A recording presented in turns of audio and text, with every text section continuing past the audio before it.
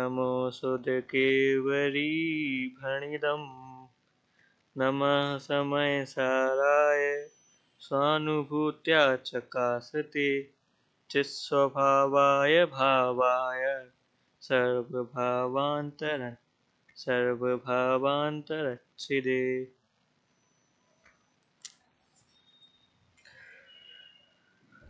आचार्य कुंद द्वारा रचित समयसार ग्रंथ पर विगत दिनों से चर्चा चल रही है। उसके क्रम में गाथा नंबर 13 की टीका हम देख रहे थे। सबसे पहले गाथा नंबर 13 का पाठ करेंगे, उसके बाद अपनी चर्चा आगे बढ़ाएंगे। भूदत्थेणाभिगदा जीवा जीवाय पूर्णपावं च आसव संवर निर्जर बंधो मोक्षो यसम्मत्तम् चिद चिदाश्रव पाप पुण्य शिव बंध संबर निर्जरा तत्वार्थ ये भूतार्थ से जाने हुए सम्यक्त्व हैं। पिछली बार हमारी चर्चा ये चली थी कि सम्यक दर्शन किसे कहते हैं।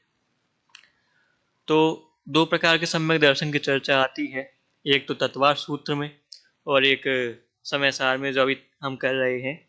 तो तत्वार्थ सूत्र में जो चर्चा आती है कौन सी? तत्वार्थ श्रद्धानम सम्यक दर्शनम। तत्वार्थ सूत्र में 7 तत्वों के श्रद्धान को सम्यक दर्शन कहा था और यहाँ पे 9 तत्वों में एक भूतार्थ आत्म ज्योति को जानने को सम्यक दर्शन कहा है। तो इसका मूल कारण जो स्पष्ट किया गया है समयसार अनुशीलन में, तो वह यही है कि तत्वार्थ सूत्र जो है वो एक सैद्धांतिक ग्रंथ है। उसमें 7 तत्वों का अलग अलग वर्णन करना था, इसलिए 7 तत्वों का ही उसमें वर्णन, मतलब 7 तत्वों को श्रद्धान करेंगे। 7 तत्वों का श्रद्धान को उसमें सम्यक दर्शन कह दिया क्योंकि उसमें सिद्धांत की बात करनी थी। और जो समयसार है वो आध्यात्मिक कथन को मुख्य करता है, इसलिए। और आध्यात्मिक कथन हमने देखा था कि अधि प्लस आत्मा, अर्थात आत्मा का जिसमें मुख्यतया वर्णन हो, ऐसा आध्यात्मिक ग्रंथ। तो आध्यात्मिक ग्रंथ में उस एक आत्म ज्योति की चर्चा की जाती है, इसीलिए यहाँ पे जो 9 तत्वों में भूतार्थ से जाने हुए जो 9 तत्व हैं, अर्थात 9 तत्वों में एक आत्म ज्योति को जानना ही वो सम्यक्त्व कहा जा रहा है, सम्यक दर्शन कहा जा रहा है।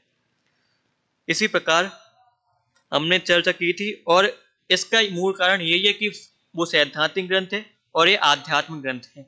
अब हमारी जो चर्चा हो रही थी तो वो टीका पे चल रही थी। टीका पे चल के हमने पहला पैराग्राफ पूर्ण किया था जिसमें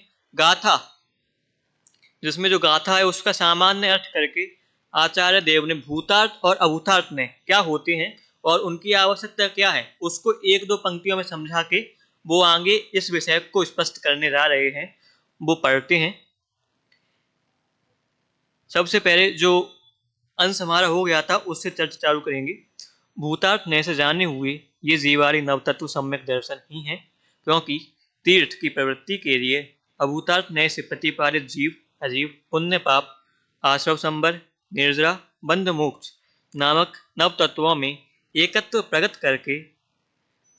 प्रगट करने वाले भूतार्थ नय के द्वारा एकत्व प्राप्त करके शुद्ध नयात्मक आत्मख्याति प्रकट होती है, अर्थात आत्मानुभूति प्राप्त होती है। इस प्रकार उन्होंने ये संदेश दे दिया कि यदि आप इन 9 तत्वों में एकत्व करके अपनी आत्मख्याति प्रकट करना चाहते हो तो इन 9 तत्वों में एकत्व प्रकट कर लीजिए, अर्थात इनमें जो एक आत्मज्योति मुख्य है उसको जान लीजिए। अब इसमें आत्मज्योति मुख्य क्यों है तो उसको वो अगले पैराग्राफ में चर्चा करेंगे। इसमें आत्मा की बात कहाँ से आ गई, क्योंकि ये 9 तत्व तो भिन्न भिन्न है सभी, तो इनमें आत्मा की बात कहाँ से आ गई। एक जीव तत्व तो अलग हो गया, उसके बाद अजीव तत्व, उसके बाद आश्रव बंध संबर, तो इनमें कैसे जानेंगे कि इनमें एक आत्मज्योति को मुख्य करना है। तो वो यही समझा रहे हैं दूसरे पैराग्राफ में, जिसमें उसके पढ़ने से पहले उसकी थोड़ी भूमिका देखते हैं। आप सभी लोगों ने पढ़ा होगा 7 तत्वों में भाव और द्रव्य 7 तत्वों को भाव और द्रव्य से समझा होगा। भाव मतलब कि क्या, जीव के भाव, और द्रव्य मतलब जो कर्म आ रहे हैं, मतलब कर्म से संबंधित। तो यहाँ पे भी वो जीव के भाव और कर्म, इन दोनों को मिक्स करके वो एक पुण्य पाप तत्व, आश्रव तत्व, बंध तत्व, ये तत्व 9 तत्व बनाने वाले हैं। उसी को यहाँ पे पढ़ते हैं। इनमें विकारी होने योग्य विकार भाव और विकार करने वाला विकारक कर्म दोनों ही पुण्य और दोनों ही पाप हैं। अर्थात इसमें क्या कह रहे हैं कि विकारी होने योग्य विकार भाव। अब आचार्य ने यहाँ पे भाव और कर्म की चर्चा तो कर दी है, जिसमें वो क्या बता रहे हैं कि इसमें जीव की स्वयं की गलती है, कि जो भी जीव दुखी है वो कर्म के कारण कहते हैं, लेकिन नहीं। विकारी होने योग्य विकार भाव जीव के होते हैं। कोई नहीं कह सकता कि भाव जीव के नहीं है, भाव प्रकृति के हैं। यदि किसी ने कह दिया तो एक तो 9 तत्व की व्यवस्था नहीं बन पाएगी। और आचार्य स्वयं सबसे आखिरी पंक्ति में स्पष्ट कर रहे हैं कि वे दोनों जीव और अजीब हैं। तात्पर्य ये है कि प्रत्येक युगल में पहला जीव है और दूसरा अजीब है। अर्थात जो भाव वाला पार्ट है वो तो जीव का है, और जो कर्म वाला पार्ट है वो अजीब का है। अर्थात जो विकारी होता है तो वो कर्म नहीं होता, वो जीव होता है। और विकारक कौन होता है, मतलब विकार करने वाला कौन होता है, तो वो कर्म होता है। इस प्रकार वो यहाँ पे चर्चा प्रारंभ कर रहे हैं कि इनमें विकारी होने योग्य विकार भाव और विकार करने वाला विकारक कर्म दोनों ही पुण्य और दोनों ही पाप हैं। अब ये पाप पुण्य कैसे बता रही है, देखिए। जो 148 प्रकार की कर्म प्रकृतियां होती हैं, उनमें से कुछ प्रकृतियां तो पुण्य प्रकृति और कुछ पाप प्रकृति कही जाती हैं। तो जब जीव शुभ भाव करता है तो वो पुण्य प्रकृति बांधता है, और जब अशुभ भाव करता है तब वो पाप प्रकृति बांधता है। इसीलिए जो जीव के जैसे भाव होंगे वैसा ही निमित्त पाकर वो कर्म आएंगे और जीव से बंध जाएंगे। तो इसी प्रकार हम ये देखते हैं कि जीव और कर्म में निमित्त नैमित्तिक संबंध है। अब निमित्त नैमित्तिक संबंध मतलब कि जीव के भावों का निमित्त पाकर कर्म आए और जीव से बंध गए। जो आश्रवांगी तत्व बताया है, तो जीव के भावों का निमित्त पाकर कर्म आए और फिर वो संबर निर्जरा इत्यादि होके बंध गए और मोक्ष हो गया। ऐसे तो नव तत्वों की संतति बन जाएगी। तो इसी प्रकार हम देखते हैं कि इसमें पूरी गलती जीव की है। अब इसका यदि हम उदाहरण की आचार्य इससे हमें बताना क्या चाहते हैं, तो आचार्य ये बताना चाहते हैं कि जीव यदि इन कर्मों के बंधन को, इन कर्मों के आने को, ये जो उसे दुख हो रहा है, ये जो संसार भ्रमण कर रहा है, 5 परिवर्तन में भ्रमण कर रहा है, जो अनंतानंत कर्म बांध रहा है, यदि उसमें वो अपनी गलती मानेगा कि ये तो मेरे द्वारा ही किए हुए हैं, तब वो अपनी गलती सुधार पाएगा। क्योंकि जब वो दूसरे की गलती कह देगा कि ये मेरे किए हुई नहीं है, ये कर्म के हैं, तो वो एक तो अपनी गलती मान नहीं रहा है, अपने को शुद्ध बता रहे और संसार में रहते हुए शुद्ध बता रहे, तो वो कैसी अपने को शुद्ध मानेगा, अपने को अपनी गलती मानेगा। इसीलिए तो आचार्य का कहने का मूल उद्देश्य है, आदेश भी कह सकते हैं, उपदेश भी कह सकते हैं, यही है कि हे जीव, तुम अपनी गलती मानो कि तुम अपनी गलती से इस संसार में दुखी हो। यदि तुम अपनी गलती से संसार में दुखी नहीं होते तो तुम इस संसार में क्यों होते, तुम तो सिद्ध समान मोक्ष गति में होते। अच्छा, एक बात और कि जो सिद्ध हैं वो सिद्ध कैसे बने, कि उन्होंने देखा कि मैं गलत हूं। क्यों गलत हूं? क्योंकि मैं वो एक शुद्ध आत्मा का ध्यान नहीं कर पा रहा हूं, मैं कर्म बांध रहा हूं। कर्म मुझसे बंध रहे हैं, मेरी गलती, मैं मोह राग द्वेष इत्यादि भाव कर रहा हूँ। तो उन्होंने अपनी गलती पहचानी और फिर वो मुनिराज बने, 6वें 7वें गुण स्थान में धीरे धीरे शुद्ध भाव किए और कर्म प्रकृतियों का नाश करते करते वो बंध से होके, बंध से छूट के मोक्ष चले गए।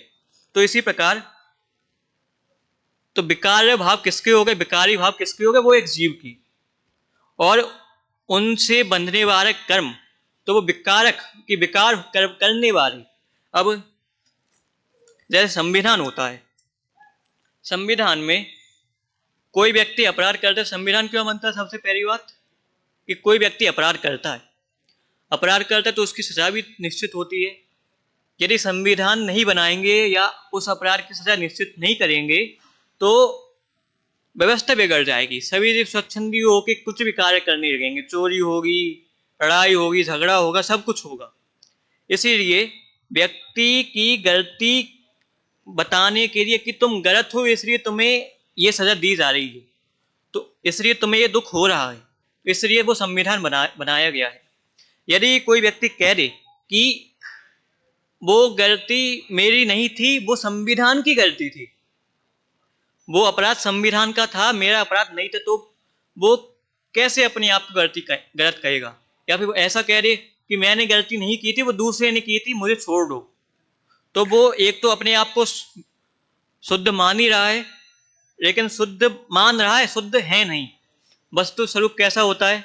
वस्तु स्वरूप तो जैसा है वैसा रहता है, हम ना ही उसे बदल सकते हैं ना ही कुछ कर सकते हैं। हम बस उसे मानते हैं कि वो ऐसा है, ऐसी व्यवस्था है, लेकिन वो मानने में क्या ऐसा हो सकता है कि हम माने और वो सही हो जाए? नहीं, ऐसा नहीं हो सकता, क्योंकि वस्तु स्वरूप तो जैसा है वैसा ही रहेगा, वस्तु स्वरूप को कोई नहीं बदल सकता। इसी प्रकार जो विकार भाव है, तो भाव तो जीव ही करेगा और कर्म आएंगे और कर्म जीव को दुख कराने वाले ही होंगे। अब कर्म क्यों दुख कराने वाले होंगे? क्योंकि जीव की गलती थी और जीव की गलती से जीव ने कर्म बांधे और कर्म उसकी सजा है। फिर कि तुमने गलती की है, तुमने कर्म को बुराया है, बांधा है, तुम्हारी गलती से वो आए हैं निमित्त बन के, नैमित्तिक बन के, तो अब तुम उनको भोगो। फिर जीव मोह राग द्वेष करता है। मुनिराज को दुख क्यों होता है? वो भी वो कर्म बांध के जो गलती करती हैं, इसलिए उनको दुख होता है। लेकिन दुख नहीं होता, मतलब कर्म वो भोग, कर्म आते हैं, कर्म के संयोग से कुछ प्रतिकूलताएं आती हैं, अब वो उनमें समता करें तो वो आगे बढ़ते हैं, विशुद्ध होते हैं। यदि समता धारण नहीं करके राग द्वेष करें तो वो नीचे गिरते हैं। बस यही दो बातें हैं। तो इस प्रकार विकार होने योग्य भाव या विकारी होने योग्य भाव विकार है, और विकार करने वाले विकारक कर्म दोनों ही पुण्य और दोनों ही पाप हैं।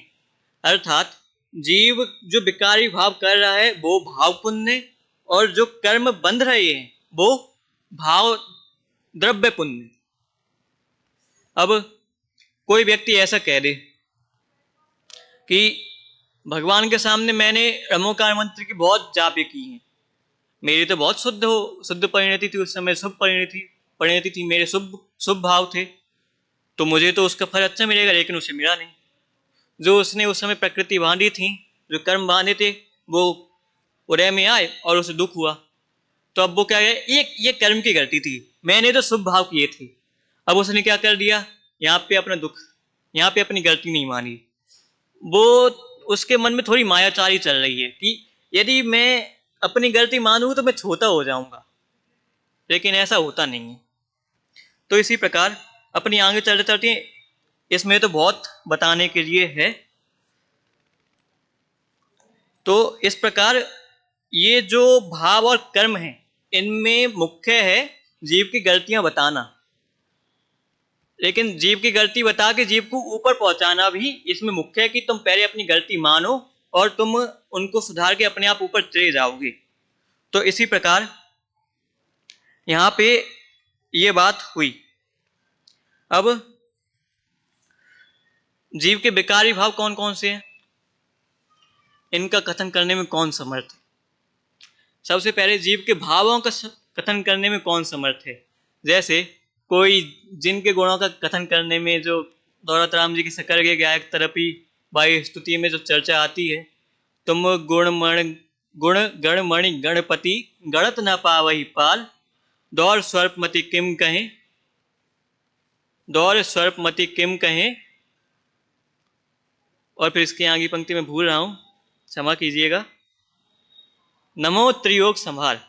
तो इसमें वो उन्होंने कह दिया कि मेरी गणधर की शक्ति नहीं है तो मेरी शक्ति कैसी है, मैं तो अल्पमति हूं, और गणधर तो द्वादशांग के जानने वाले हैं, वो भी आपके गुणों का कथन नहीं कर पाए, तो वो मैं भी कैसे कर पाऊंगा।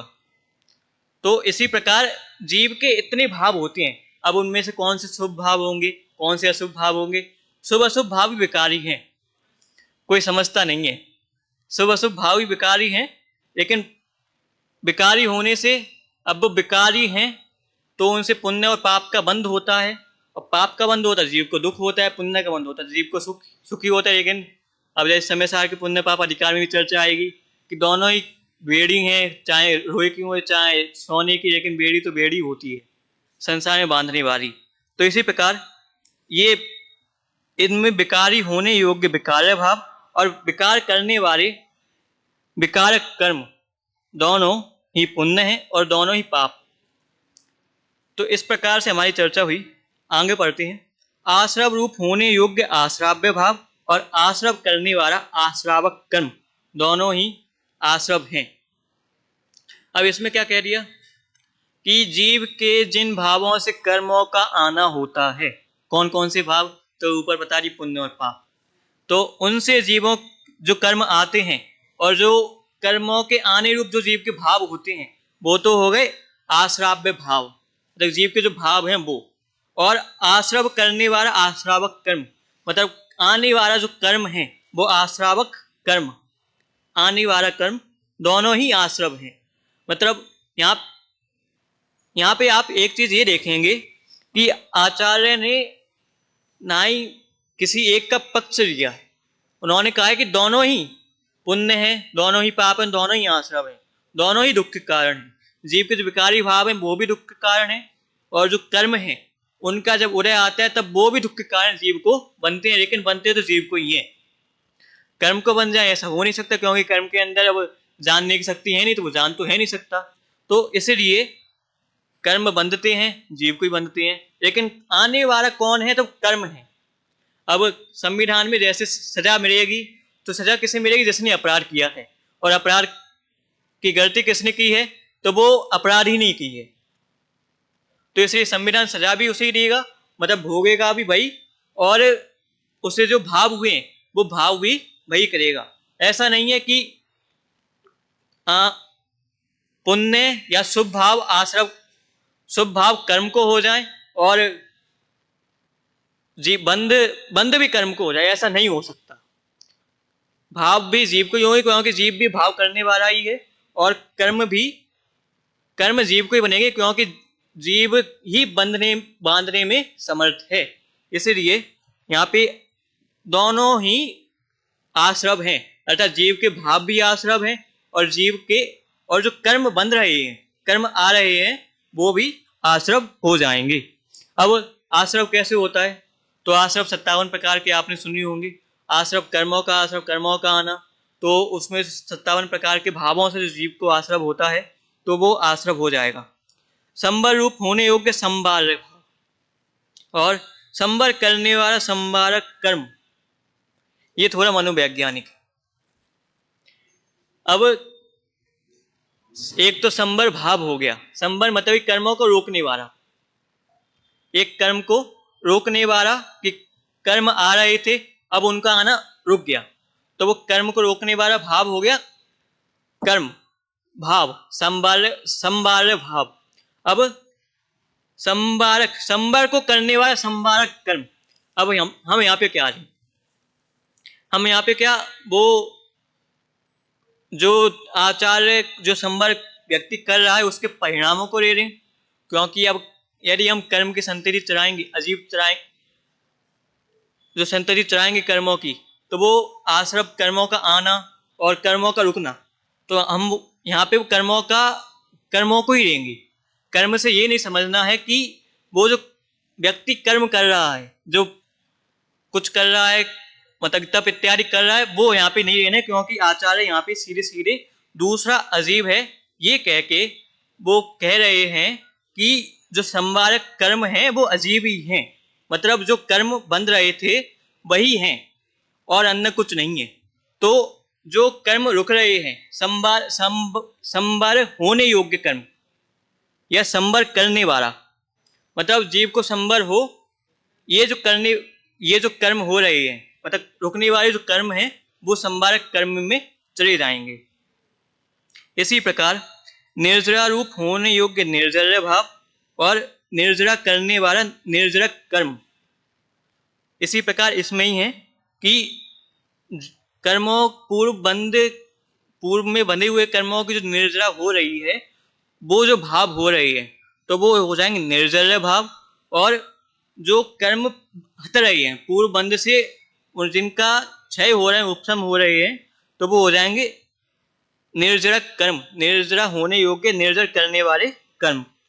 फिर बंधन रूप होने योग्य बंध भाव और बंधन करने वाला बंधक कर्म, की कर्म बंध रहे हैं, जीव कैसे भाव करके कर्मों का बांध रहा है। अब देखिए यहाँ पे भी यही है कि कर्मों का आना कैसे होता है, तो मिथ्यात्व प्रमाद कसाय योग, ये जो 4-5 चीजें हैं उनसे वो कर्म आते हैं और बंधते हैं, बंध के हेतु जो बताए हैं।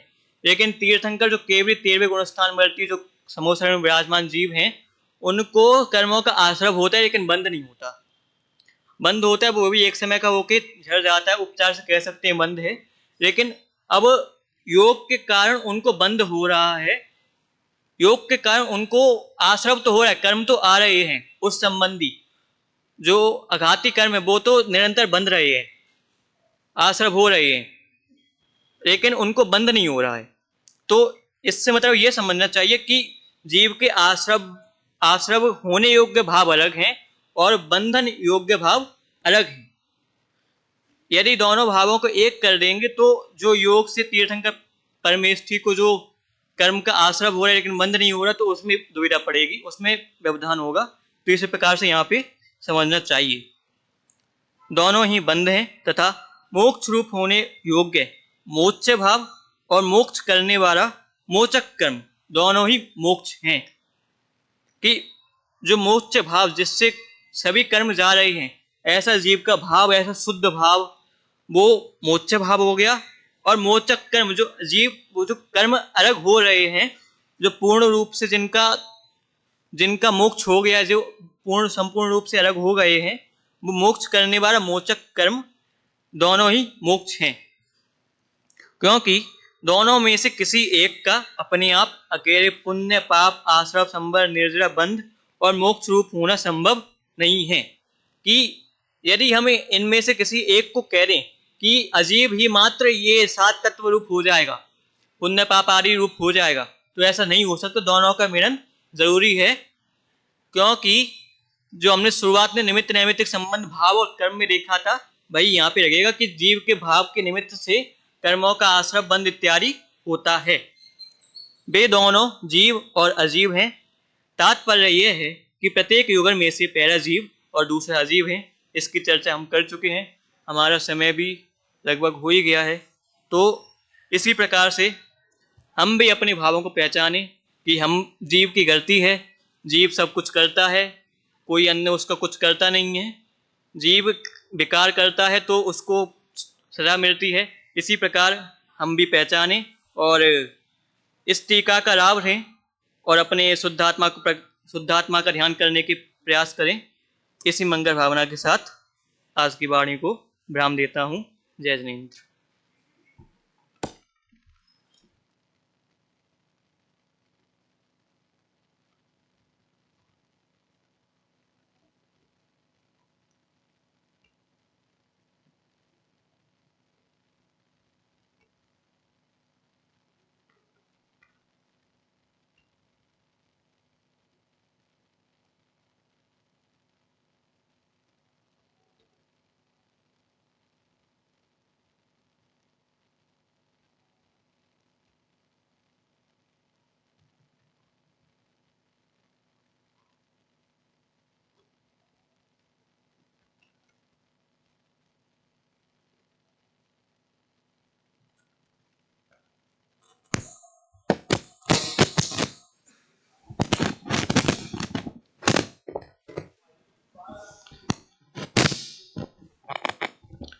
छात्र प्रवचन के क्रम में प्रशांत जैन भिंड आज द्वितीय दिन का प्रवचन कर रहे थे। कुछ कारणवश एक दिन का गैप आपको और एक्स्ट्रा मिल गया। वैसे आपने पहले ही बता दिया था कि तैयारी तो आपकी पहली हो गई थी, और जिस प्रकार आपने आज खुलासा किया, विकार्य और विकारक दोनों को पुण्य पाप भाव किस प्रकार होते हैं, इसको आपने घटित किया। और इसकी जो भूमिका है, इसमें जो विषय आने वाला था, इसकी चर्चा आप पहले ही कर चुके थे अन्य ग्रंथों के उदाहरण दे करके। ये आश्रवादी भाव, पुण्य पाप आदि नव तत्व जीव अजीव के ही विशेष से बनते हैं। तो उसमें टीका में बिल्कुल स्पष्ट कर दिया गया है कि जीव के किस प्रकार है, कौन सा भाव है जीव करता है, कौन सा भाव अजीव करता है। तो ऐसे दोनों मिलकर के ये कार्य कैसे होता है। अब इसमें निमित्त नैमित्तिक संबंध क्या होते हैं, ये सब आगे आने वाला है कि सब एक दूसरे के निमित्त से ये कार्य होते हैं। वो जीव परिणाम हेतुम कम्मत्तम पोगला परिणमंती, है ना, पोगल कर्म निमित्तम तहेव जीवो ही परिणमति। ये दोनों के साथ एक दूसरे से निमित्त नैमित्तिक संबंध है, ये बात यहाँ पर आने वाली है। एक कल मैंने कहा था कि इसमें कोशिश करना कि जो 7 9 तत्वों की चर्चा की गई है, इसमें द्रव्य और भाव, जैसे अपन बालबोट पाठमाला आदि पढ़ाते हैं, उसमें एक पाठ आता है 7 तत्व। और भी मतलब द्रव्य कर्म भाव कर्म, उस अपेक्षा से भी अपन द्रव्य तत्व और भाव तत्व इस अपेक्षा से उसको क्या करते हैं, घटित करते हैं।